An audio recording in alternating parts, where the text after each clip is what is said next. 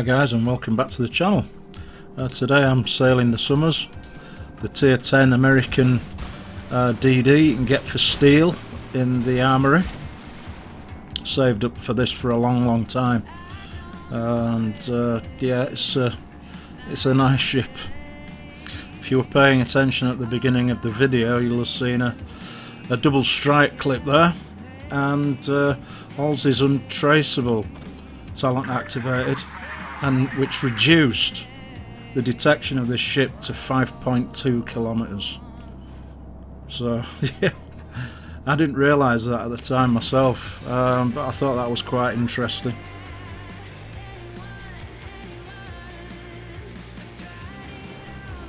So the Somers, yeah, tier 10 DD, 5.8 kilometer detection, 12 torpedoes in 3 quadruple launchers, and the Stalingrad's going to get some by the look of it. Yeah, he takes 4 for his trouble. I think I was a little bit unlucky there. He barely missed another one on his bow, so that could have been a devastating strike, and he lost 51,000 health for his trouble.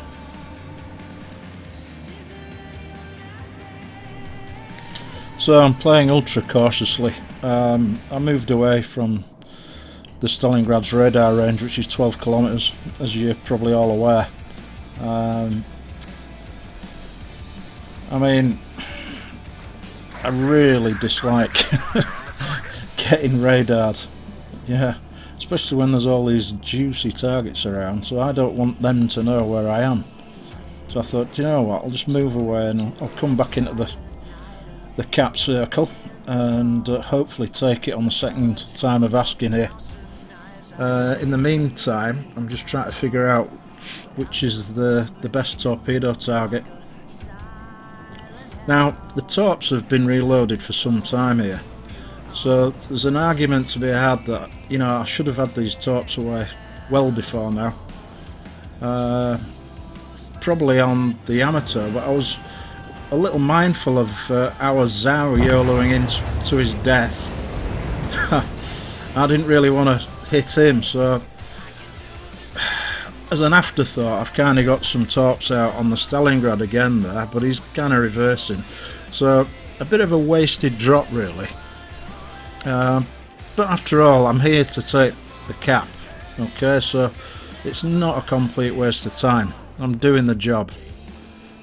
So yeah, that could have been better, but you know, it could have been worse as well. I could have been radared, and all these guys could be aware of exactly where I am at this point. So I think it was probably a wise thing to do to move away from the cap circle initially, and then move back in when it was safe to do so. So now I'm going to push further north. I mean, these guys are all on the AB line, and there's no sign of any DDs at this side either, so I feel pretty confident I can push into this lot, and hopefully we can have some fun with some fish.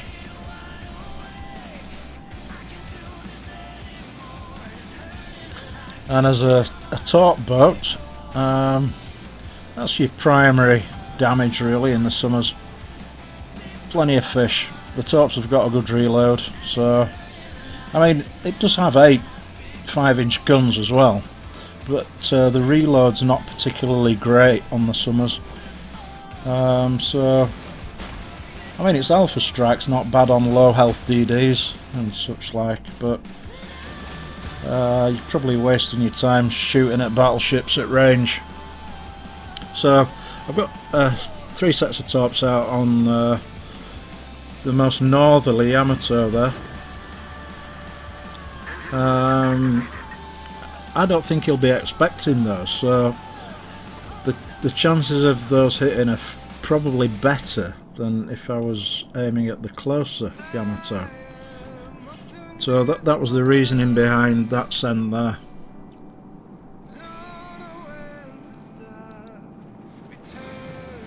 And I know I'm quite safe sailing around the cap and got a few strikes there, which is lovely.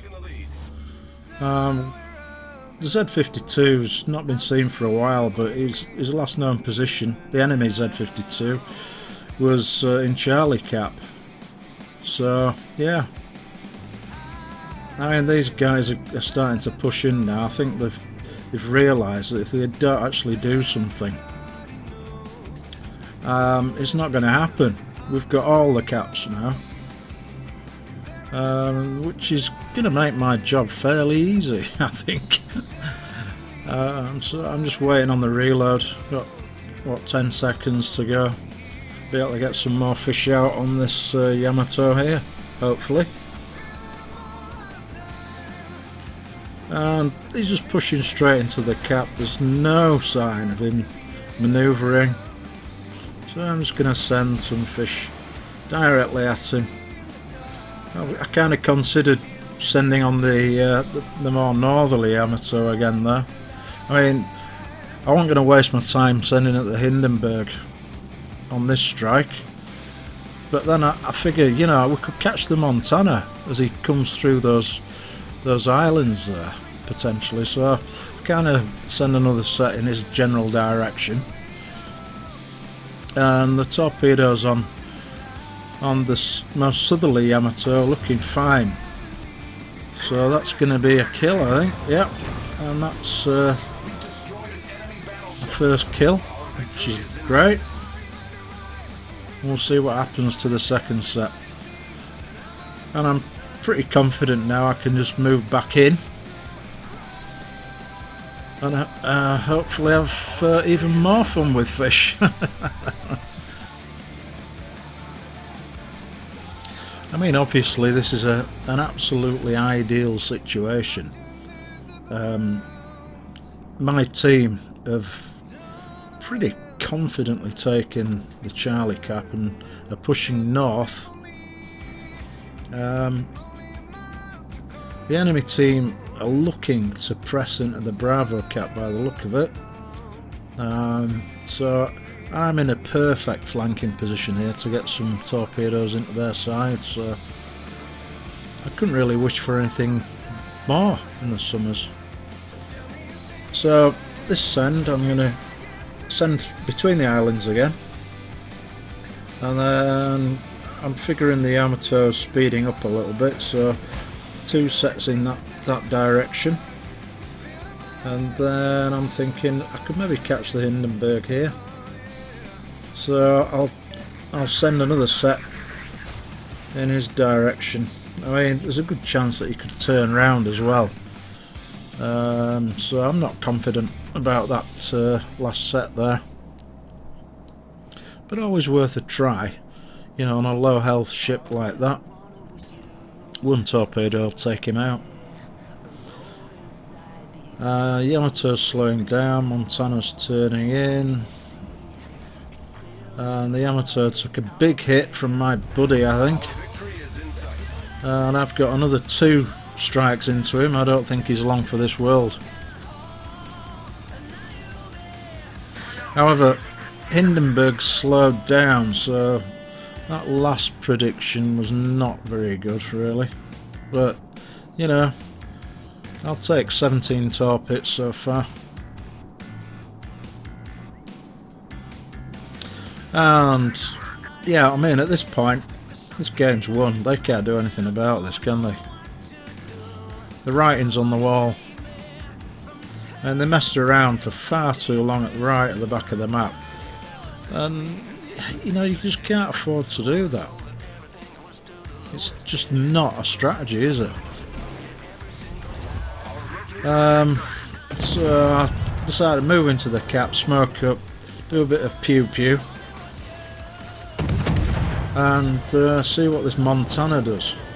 I mean, my buddy's moving towards the Montana to engage him, so I hold on to the rest of the torpedoes here. So it wouldn't look too good if I hit A-Town with torps, and you know what, we've both topped each other in situations like this before, so I didn't want to go down that road again. And my buddy goes down. Unfortunate there. But I get like 3 into the Montana. If I'd have sent the other set, he'd be dead right now. But, you know, such is life.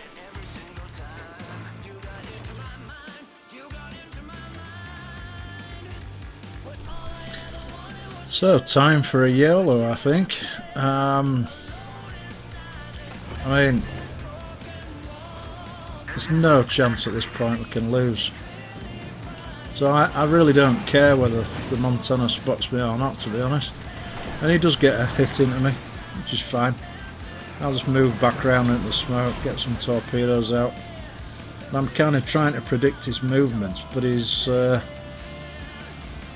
turning away, so I'm turning the boat round. And I'm thinking, you know what? I could just go straight through the smoke.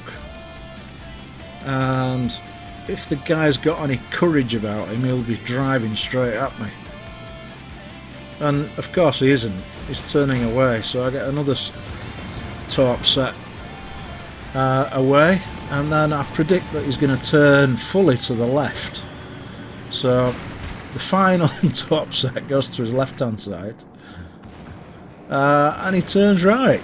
So, you know, whatever. Yeah, quite amusing. So, might as well open up with the guns. And he's on low health, you know. He'll probably get 1 or 2 strikes back at me at best, I would imagine. And he's not managed to land a significant hit yet. And he goes down. So, yeah. A little bit amusing at the end there. That guy should have been dead well before then. But nevertheless, a decent outcome. 223,000 damage. Only 1 kill, but 2.2 XP. And some significant damage into the battleships there. I mean, I had free reign on that flank. I don't know what they were going to expect there. I was so surprised, to be honest. And yeah, a good outcome. The Somers is a great torp boat.